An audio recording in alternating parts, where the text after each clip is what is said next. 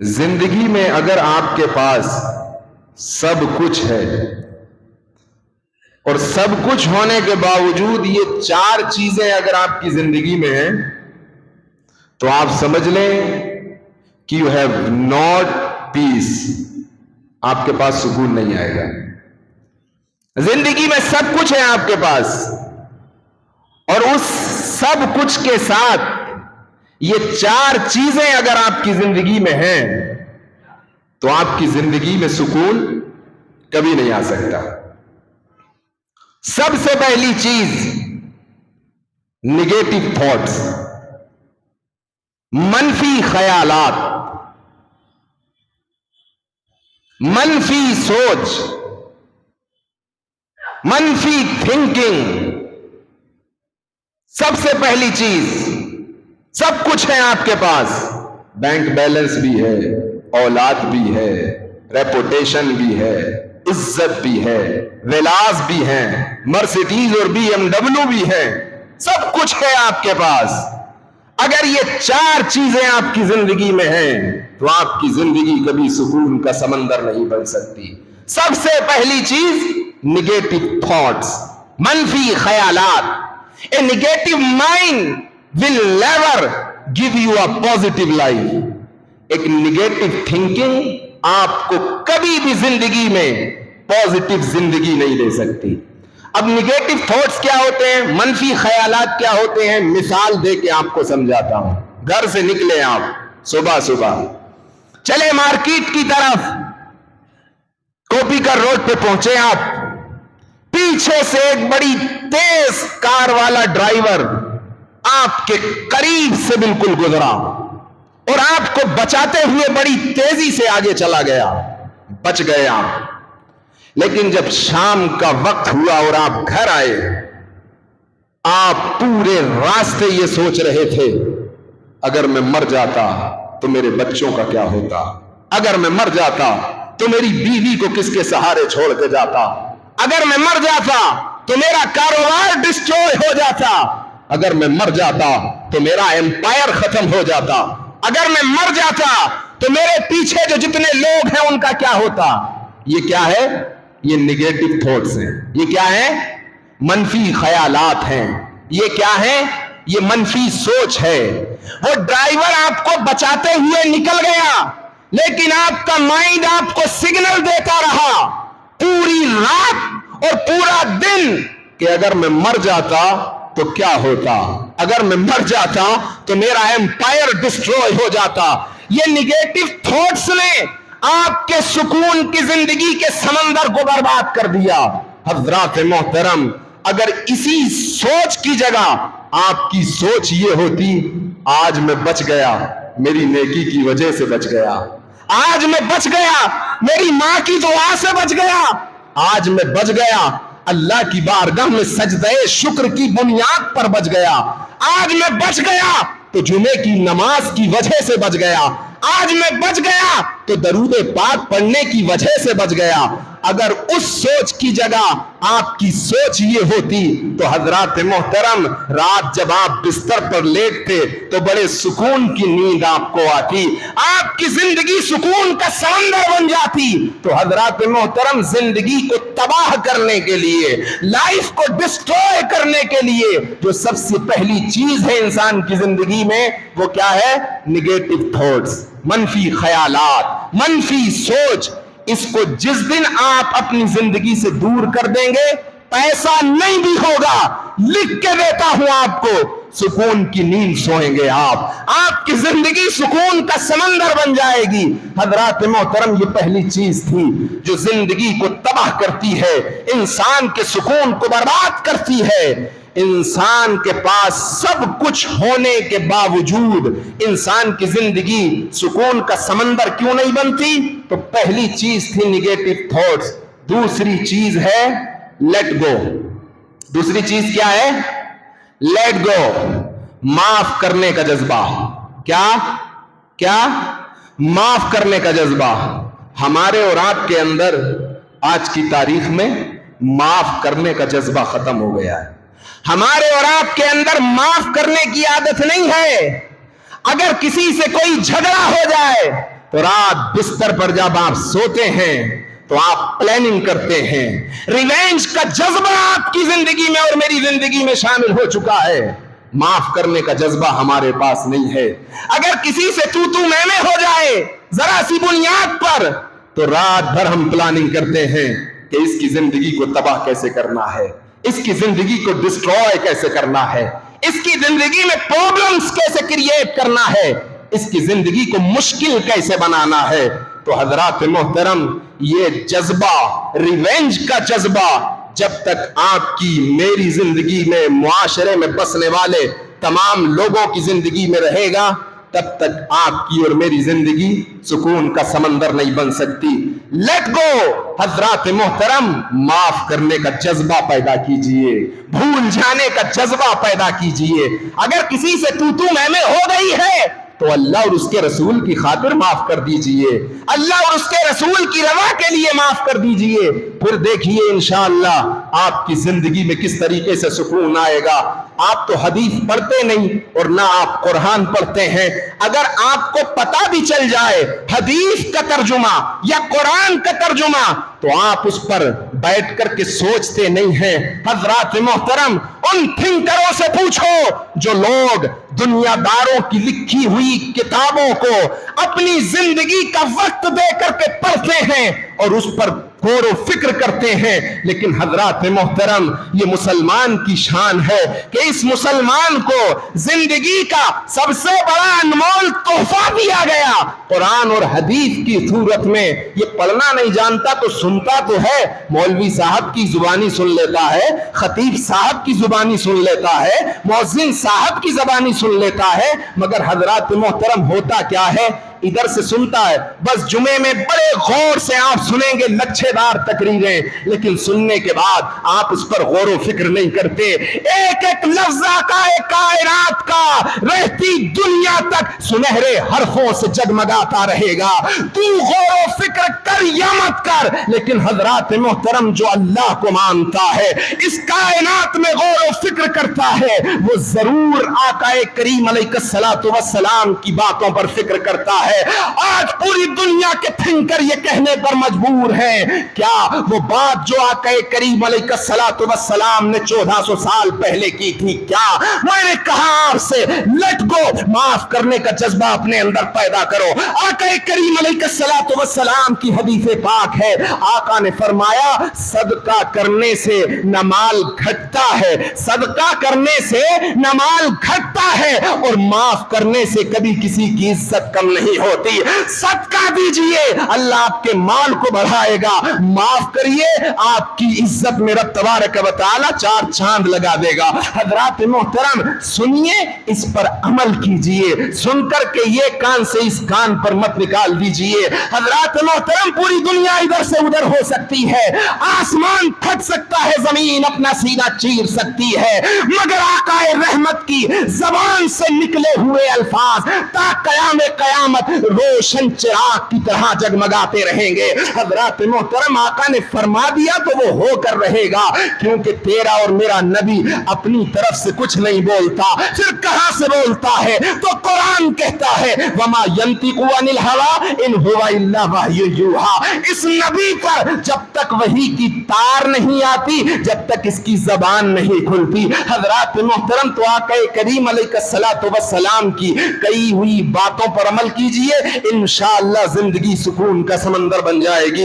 2 چیزیں. تیسری چیز کی طرف آتے ہیں حضرات محترم, سیکریفائز کرنے کا جذبہ, قربانی کا جذبہ, ایثار کا جذبہ.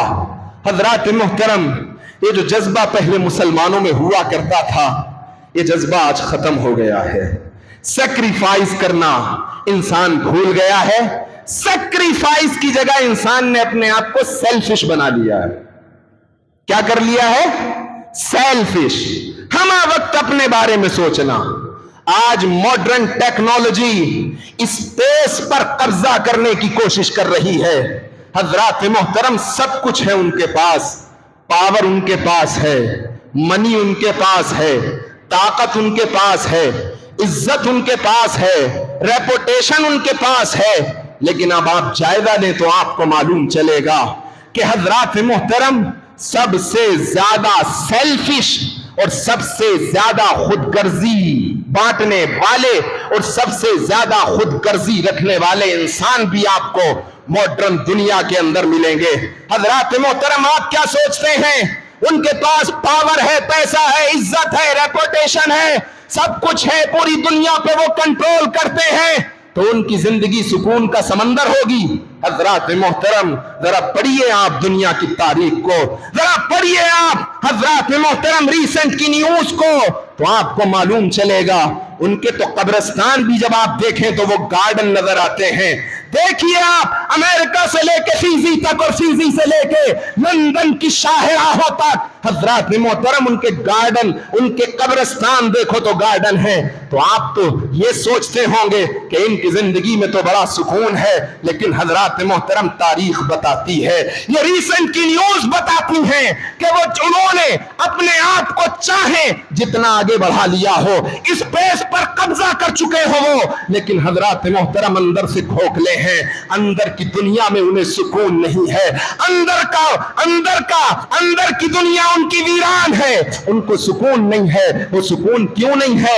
اس لیے کہ وہ سیلفش ہو چکے ہیں، خود غرضی ان کا مقدر بن چکی ہے۔ حضرات محترم، اس لیے اگر زندگی میں سکون چاہتے ہو تو سیکریفائس کا جذبہ پیدا کرو، قربانی کا جذبہ پیدا کرو، ایثار کا جذبہ پیدا کرو، ایک دوسرے کے لیے مر مٹنے کا جذبہ پیدا کرو۔ حضرات محترم، یہ جذبہ ہمارے اندر سے ختم ہو گیا ہے، یہ قربانی ہمارے اندر سے ختم ہو گئی ہے۔ اللہ اکبر کبیرہ، ایک مسلمان کی تکلیف کو دیکھ کر کے دوسرے مسلمان کا دل تڑپتا کیوں نہیں ہے؟ ایک پڑوسی کو دیکھ کر کے دوسرا پڑوسی تڑپتا کیوں نہیں ہے؟ ایک مسلمان کی پریشانی کو دیکھ کر کے دوسرے مسلمان کی پیشانی پر حضرات محترم غم کیوں نہیں پڑتا ہے؟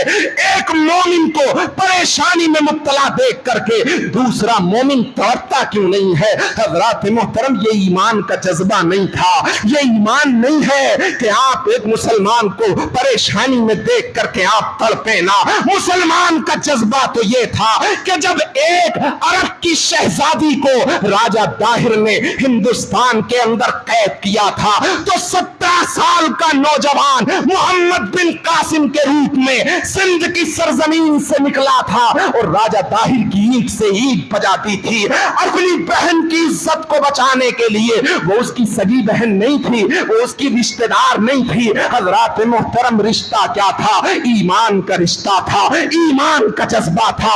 اس اپنی ایمان کی، اس اسلام کی بیٹی کی عزت کو بچانے کے لیے 17 سال کا نوجوان سندھ کی سرزمین سے نکلتا ہے اور راجہ طاہر کے چنگل سے اس بیٹی کو آزاد کرا کے واپس لے کے جاتا ہے۔ یہ جذبہ پیدا کیجئے، یہ قربانی کا جذبہ ہے، یہ جب تک آپ کے اندر پیدا نہیں ہوگا آپ کی زندگی کبھی سکون نہیں پا سکتی۔ حضرات محترم، 3 چیزیں ہو گئیں، اب آخری چیز ہے فزیکل کانٹیکٹ۔ کیا فزیکل کانٹیکٹ، آپس میں ملیے، آپس میں ملاقات کریے۔ اسی لیے اللہ نے آپ کے لیے اور کائنات میں آنے والے تمام مسلمانوں کے لیے دن میں 5 وقت ملنے کا حضرات محترم اللہ تبارک و تعالی نے سامان پیدا کیا ہے۔ کتنے وقت؟ 5 وقت۔ فجر میں آپ ملتے ہیں، ظہر میں آپ ملتے ہیں، عصر میں آپ ملتے ہیں، مغرب میں آپ ملتے ہیں، عشاء میں آپ ملتے ہیں۔ یہ نہیں ایک مہینہ فون پہ باتیں ہو رہی ہیں، 2 مہینے گزر گئے، 2 مہینے کے بعد جب ملنے والے کی دکان پہ پہنچے تو اس سے یہ کہہ رہے ہیں ارے تم تو مجھے بھول ہی گئے۔ نہیں حضرات محترم، 3 دن سے زیادہ کا وقفہ مت کریے، آپ فزیکل کانٹیکٹ کو برباد مت کریے، فزیکل کانٹیکٹ بنائیے اور آپس میں ایک دوسرے کا حال معلوم کیجئے۔ یہ نہیں کہ فون پہ پتا چل رہا، ہم نے تو ایسے لوگوں کو بھی دیکھا ہے کہ رات میں اگر کوئی بیچارہ پریشان ہو جائے 12، 1 یا 2 بجے اور فون لگا کر کے کہے اپنے دوست سے یار میں بڑا بیمار ہوں، بڑا پریشان ہوں، تو بہت سارے لوگ تو ایسے کہتے ہیں اسے 2 بجے ہی بیمار ہونا تھا، نیند خراب کر دی میری، 2 بجے بیمار ہونا تھا۔ اب آپ بتائیے وہ بیماری خود لایا ہے بیچارہ، اللہ نے اگر اس کو بیمار کر دیا تو اس کے بیماری کو، غم کو سن کر کے اس کے بیمار کے غم کو ہلکا کیجئے۔ حضرات محترم، فزیکل کانٹیکٹ ختم کر دیے ہم نے، فون پہ لگ گئے ہم۔ ارے حضرات، فزیکل کانٹیکٹ تو مرنے کے بعد بھی ختم نہیں ہوتا۔ 4 آدمی تجھے اٹھا کے لے کے جائیں گے کندھے پہ، موبائل لے کے جائے گا، لیپ ٹاپ لے کے جائے گا، کیا چیز لے کے جائے گی آپ کو کندھوں پہ اٹھا کے؟ یہی 4 آدمی ہیں جو تجھے اور مجھے کندھوں پہ اٹھا کے قبرستان لے کے جائیں گے۔ حدیث پاک میں آتا ہے جب کوئی مومن دوسرے مومن کی عیادت کے لیے جاتا ہے تو 70,000 فرشتے اس کے لیے مغفرت کی دعائیں کرتے ہیں۔ کتنے؟ جی، ایک مومن جب دوسرے مومن کی عیادت کے لیے جاتا ہے تو 70,000 فرشتے اس مومن کے لیے مغفرت کی دعائیں کرتے ہیں۔ اور حدیث پاک میں آتا ہے کہ جب وہ گھر سے چلتا ہے تو ایسے چلتا ہے کہ جنت کے پھول چن رہا ہے۔ سبحان اللہ۔ حضرات محترم، تو بیماروں کی عیادت کیجئے، یہ نہیں کہ آپ نے فون کر لیا اور فون کر کے کہہ دیا اور حال چال معلوم کر لیا، نہیں۔ ارے آج کل کا تو حال بھی یہ ہو چکا ہے کہ اگر کوئی امیر بیمار ہو جائے تو حضرات محترم پتہ چل جائے، بس امیر فون نہ کرے، 3rd پرسن کے ذریعے معلوم ہو جائے کہ فلاں امیر بیمار ہو گیا ہے، تو یہ بن کہے بن پوچھے اس کی عیادت کے لیے چلے جائیں گے۔ اور اگر پڑوس میں کوئی غریب بیمار ہو جائے تو حضرات محترم نہ ہمارے کھان پر جو رینگتی ہے نہ ہمارا دل تڑپتا ہے۔ یہ ایمان کا جذبہ تھوڑی ہے۔ امیر اور غریب میں فرق، حضرات محترم، یہ تو اسلام اس فرق کو مٹانے آیا تھا۔ ایک ہی صف میں کھڑے ہو گئے محمود و ایاز، نہ کوئی بندہ رہا اور نہ کوئی بندہ نواز۔ حضرات محترم، اسلام نے اس فرق کو مٹایا ہے، آپ اس فرق کو قائم کیے ہوئے ہیں، اس فرق کو مٹائیے۔ امیر بھی آپ کے لیے ویسا ہی ہونا چاہیے جو غریب ہے آپ کے لیے۔ تو عرض کر رہا تھا ان 4 چیزوں میں سے مجھے جو سب سے زیادہ پسند ہے وہ ہے سیکریفائز، قربان کرنا، ہر چیز کو اللہ کی راہ میں قربان کرنا۔ اور جب بندہ اس مقام پہ پہنچتا ہے تو اللہ تبارک و تعالی اس کے لیے خوشیوں کے ایسے سامان پیدا کرتا ہے کہ انسان تصور بھی نہیں کر سکتا۔ ایک واقعہ سن لیجئے، اس کے بعد تقریر کو ختم کرتے ہیں۔ ایک بزرگ ہیں حضرت عبداللہ بن مبارک، بصرہ کے رہنے والے ہیں۔ حج کا مہینہ آیا، قافلے کے ساتھ حج کرنے کے لیے چلے، 4000 درہم ان کے پاس ہیں۔ بصرہ کی سرزمین سے قافلہ چلا، چلتے چلتے مصر کی سرزمین پہ آیا۔ حضرات محترم، قافلے نے پڑاؤ کیا سستانے کے لیے، کھانے پینے کے لیے۔ ظہر کا وقت تھا۔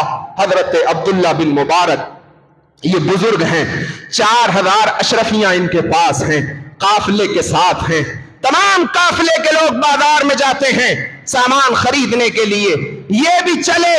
جب چلے تو انہوں نے ایک خاتون دیکھی، برقع پوش خاتون۔ حضرات محترم، پہلے کی تو عورتیں بھی الحمدللہ حضرات محترم پردے کی پابند ہوا کرتی تھی۔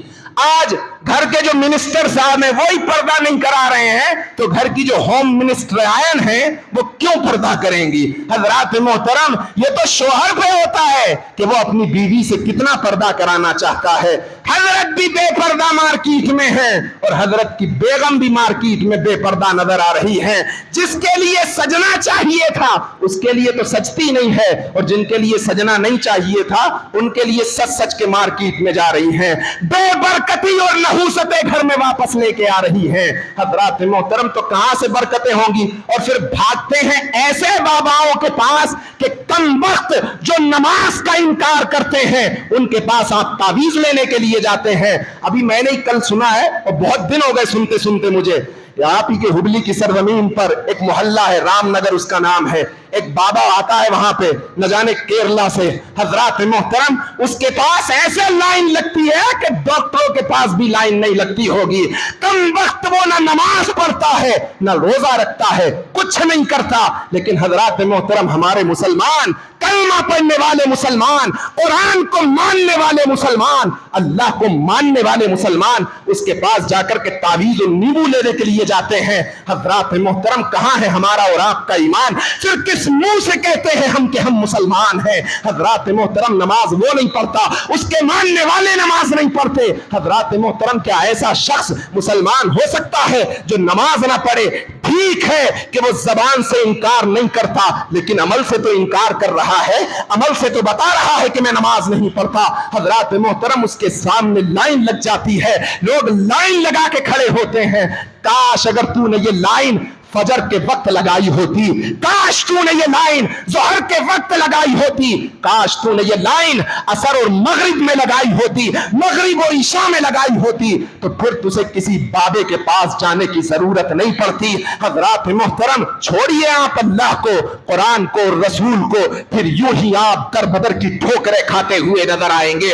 حضرت عبداللہ بن مبارک نے ایک خاتون کو دیکھا، برقع پوش ہے، بڑی تیزی سے اپنے ہاتھ میں ایک خنجر لیے نہ جانے کس طرف جا رہی ہے۔ حضرات محترم، حضرت عبداللہ بن مبارک نے دل میں سوچا، اس خاتون کے ہاتھ میں خنجر ہے، کہیں ایسا نہ ہو کہ یہ کسی کا قتل کر دے، چلو اس کے پیچھے چلتے ہیں۔ جب پیچھے پیچھے چلے تو وہ خاتون ایک مقام پہ پہنچی، اس مقام پر حضرات محترم ایک جانور مرا پڑا تھا، ایک جانور مرا ہوا۔ یہ خاتون نے جا کر کے ادھر دیکھا ادھر دیکھا، اس مرے ہوئے جانور کا گوشت تراشا، تھیلے میں ڈالا، بس اسی قدموں سے اپنے گھر کی طرف چلی۔ حضرت عبداللہ بن مبارک دیکھ کر کے بڑے حیران اور پریشان ہیں، یہ برقع پوش خاتون ہے، کیا اس کو یہ بھی نہیں معلوم ہے کہ اسلام میں مردہ جانور کا گوشت حرام ہے؟ کیا اسے یہ بھی نہیں معلوم ہے کہ جو جانور مر جائے اس کا گوشت نہیں کھا سکتے؟ اب یہ چلے اس کے گھر کی طرف، وہ خاتون گھر کے اندر داخل ہو چکی ہیں،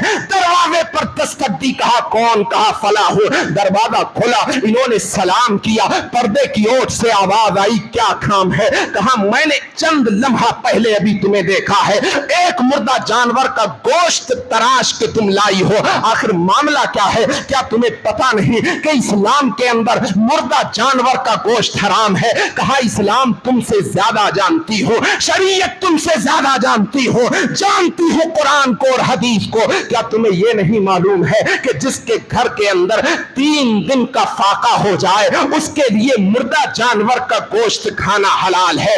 آج 3 دن کا عرصہ ہو گیا ہے، میرے گھر میں چولہا نہیں جلا ہے، کیا کروں کہ بچے بھوک اور پیاس کی شدت سے تڑپ رہے ہیں، اگر مردار نہیں کھاتی ہوں تو بچوں کی جان چلی جائے گی۔ اتنا سننا تھا، عبداللہ بن مبارک نے آؤ دیکھا نہ تھاؤ اپنے قافلے والوں کے پاس گئے، جانے کے بعد قافلے والوں سے کہا اب تم تو جاؤ حج کو، میں نے حج کا ارادہ ترک کر دیا ہے۔ قافلے والوں نے وجہ پوچھی، کہا وجہ نہیں بتاتا، میرا دل نہیں کرتا اب حج کے لیے جانے کو۔ کہا تم چلے جاؤ، میں اب یہاں سے واپس گھر جانا چاہتا ہوں۔ وہ 4000 درہم لیے مارکیٹ کے اندر گئے، گھر کا سامان خریدا، آٹا خریدا اور ضروریات زندگی کا سامان خریدا، اور 3000 درہم آٹے کی تھیلی میں رکھ کر کے اس خاتون کے گھر کے قریب پہنچ گئے۔ دروازہ کھٹکھٹایا، اندر سے آواز آئی کون؟ کہا وہی ہوں جو ابھی چند لمحے پہلے آیا تھا۔ کہا کیوں آئے ہو؟ کہا دروازہ کھول دے۔ جیسے ہی دروازہ کھلا، ضروریات زندگی کا سامان اندر رکھ دیا، اپنا سواری لی، حضرت عبداللہ بن مبارک نے گھر واپس چلے آئے۔ ادھر قافلے کے لوگ حج بیت اللہ کا طواف کر رہے ہیں،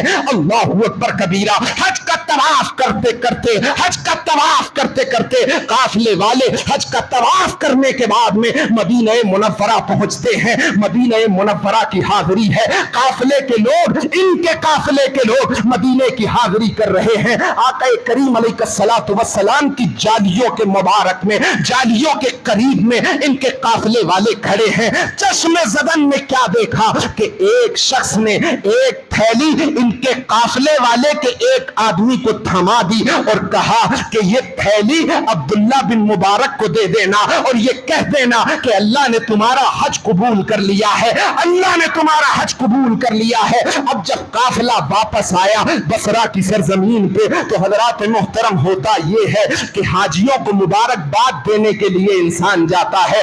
آپ کا اگر کوئی پڑوسی حج پہ گیا ہے، جب وہ واپس آئے گا تو آپ بھی چاہتے ہیں ذرا جا کر کے مبارکباد دے دیں، اور مبارکبادی دینے کا یہ سلسلہ چلتا رہتا ہے۔ جب حاجی کے قریب بندہ جاتا ہے تو کہتا ہے اللہ تمہارا حج قبول کرے، اللہ تمہارے سفر کو مبارک کرے۔ حضرات محترم اب جب قافلے کے لوگ آئے تو قافلے میں سے جتنے لوگ تھے ایک دوسرے کو مبارکباد دینے کے لیے جانے لگے۔ عبداللہ بن مبارک بھی گھر سے نکلے اور گھر سے نکلنے کے بعد اپنے قافلے والوں کے ہر ایک کے پاس جا کر کے یہ کہتے اللہ تمہارا حج قبول کرے۔ پلٹ کر کے وہ قافلے والا کہتا اے عبداللہ بن مبارک اللہ تمہارا حج بھی قبول کرے۔ ہر ایک کے پاس گئے، ہر ایک کے پاس سے یہی جواب آیا۔ حضرات محترم ایک وہ شخص جس کو تھیلی ملی تھی عبداللہ بن مبارک کو دینے کے لیے وہ آپ کے پاس آیا اور آنے کے بعد کہنے لگا اے عبداللہ بن مبارک جالیوں کے قریب میں کھڑا تھا، میرے قریب تم بھی کھڑے تھے،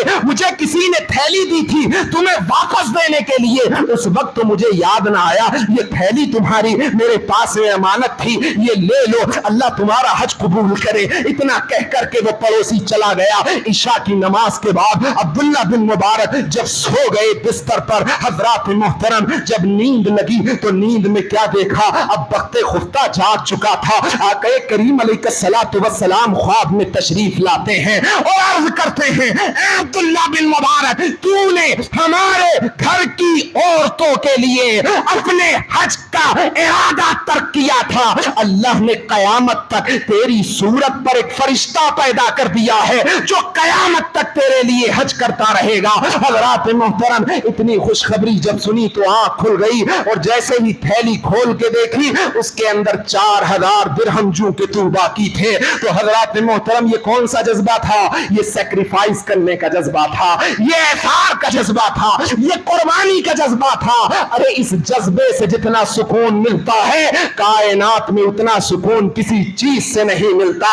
قربانی کا جذبہ پیدا کر کے دیکھیے انشاءاللہ اللہ وہاں سے رزق عطا کرے گا جہاں سے آپ تصور بھی نہیں کر سکتے۔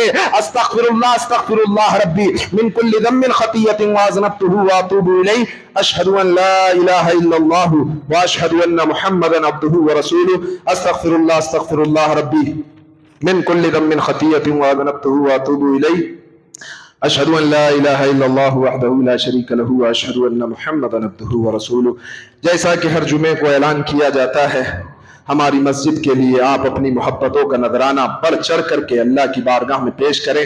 الہ العالمین مالک ارض و سماوات خالق کائنات بار الہ آپ کے اس دینے کو اپنی بارگاہ میں قبول و منظور فرمائے اور دین اور دنیا میں اس کا بہترین اجر عطا فرمائے۔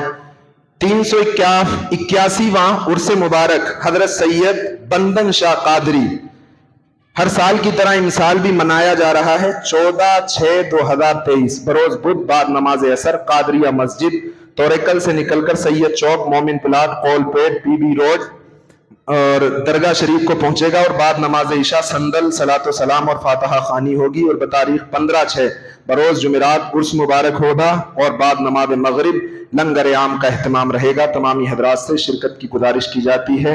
آپ سب لوگوں کو جیسا کہ معلوم ہے ہماری اس مسجد کے اندر ہر جمعے کو عشاء کی نماز کے بعد ذکر کا اہتمام کیا جاتا ہے، لہٰذا تمامی حضرات سے مؤدبانہ عاجزانہ گزارش ہے کہ ذکر کے اندر شرکت فرما کر ثواب دارین کے مستحق بنے۔ جن حضرات کی سنتیں رہ گئی ہوں وہ کھڑے ہو کر کے اپنی سنتیں ادا کریں۔